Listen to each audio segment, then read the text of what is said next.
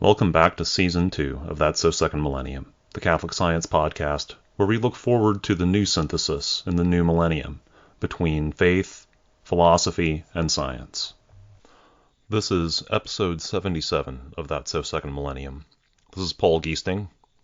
For the last 2 weeks, you've been listening to an interview with my friend and co-host Bill Schmidt and Megan Levis, who is the last of the Society of Catholic Scientists conference speakers that we had slated to interview on our podcast. So with us, that's kind of a milestone.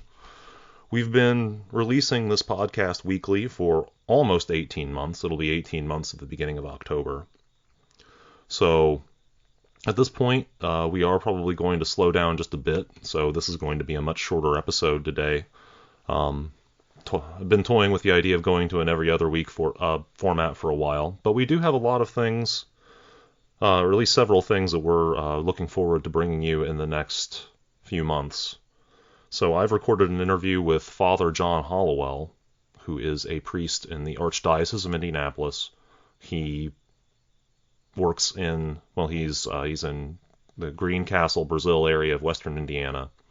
He is the chaplain at DePauw University and also for the Putnamville Correctional Institution. Now, those of you who know anything about Indiana and Division III college football are aware that DePauw and Wabash College are two bitter rivals on the football field and have been competing for something called the Monon Bell for a long time.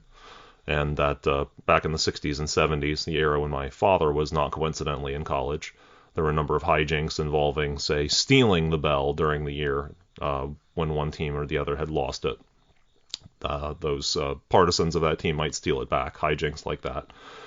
Good times, mid-20th century stories out of college. But anyway, as someone who has a father and a brother who went to Wabash College, I'm obliged to note that having the same priest be the chaplain for the correctional institution and for DePauw, it just makes sense. No, it doesn't make sense. But it's great that Father John has that perspective.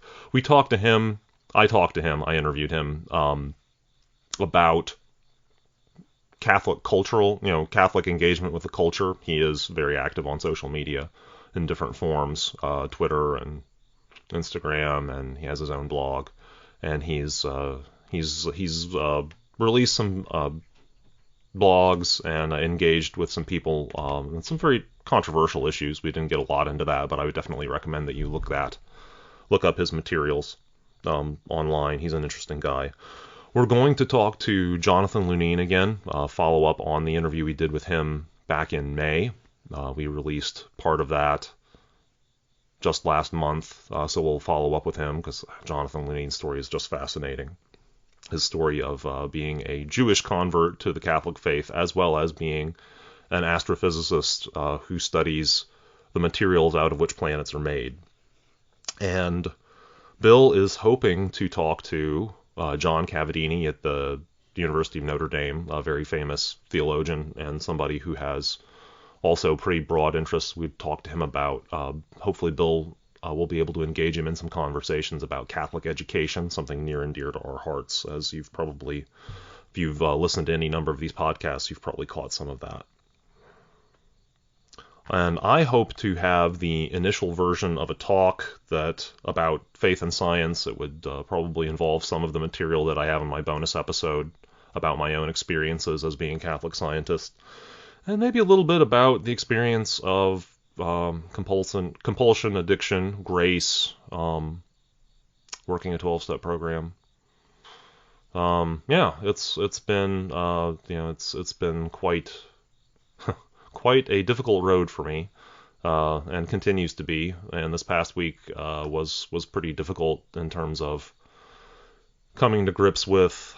I've been trying to reach out to people all summer and simply try from where I'm at to get a job back in research or somewhere in academia, something that would put these intellectual gifts that I have back to work. But it's just a question of I've made things very difficult on myself, been very inconsistent about the directions I've tried to take in my career, which is simply not allowed in academia.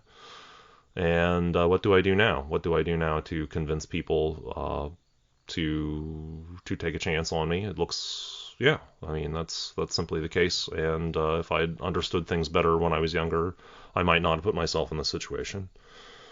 So that's all grist for the mill, and something that, boy, if I could spare anyone coming up behind me, or even if I could share my experiences with someone else who, same age or older, who's still going through these same sort of struggles and hasn't even found the beginnings of the answers that I've found, that would be something I'd love to contribute, and hopefully to be able to do the beginnings of that, reach out, because I don't feel ready yet, and yet I suspect there is something valuable for me to share that story. I've been interacting with people trying to get gold masses to celebrate science. So the Society of Catholic Scientists has been starting this practice of having gold masses. And I have reached out to the Archbishop of Indianapolis. He has granted permission. Charles Thompson is on board with the idea of having gold masses here in the Archdiocese of Indianapolis. And I have reached out to local colleges. So I've talked to Indiana University, Indianapolis, IUPUI, not the University of Indianapolis, but IUPUI, and to St. John's in Indianapolis, the pastor there who is the priest involved with campus ministry at IUPUI. And I've even contacted people and heard positive responses from people as far away as Rose-Hulman and Purdue. Of course, Purdue is out in the Diocese of Lafayette, so I can't possibly make all this happen on my own. I can't make much of it happen on my own. I will keep trying to encourage others to take up the idea, and hopefully some of these masses will happen. Obviously, like everything else, it depends on God's grace. It's a little idea, the idea of having some fellowship among us Catholic scientists, so that we can sort of get out of our intellectual ghetto and, lift our heads, look the world in the eye, and say, hey, yes, this is exactly who we are, and this is why we believe this is perfectly consistent. So with that, I'm going to wrap this episode up, and appreciate all of you listening. Definitely encourage those of you who might stumble onto this episode early in your experience of the podcast to go back and look through some of our archives. Look at definitely the interviews we did with Maureen Kondik earlier in the summer. Gosh, those were fascinating. To talk the ones about Chris Baglow and his colleague at I'm sorry, Jay Martin. Sorry, Jay. To go back and look at that episode as well. Listen to that episode. You can't go wrong with Guy Consolmagno.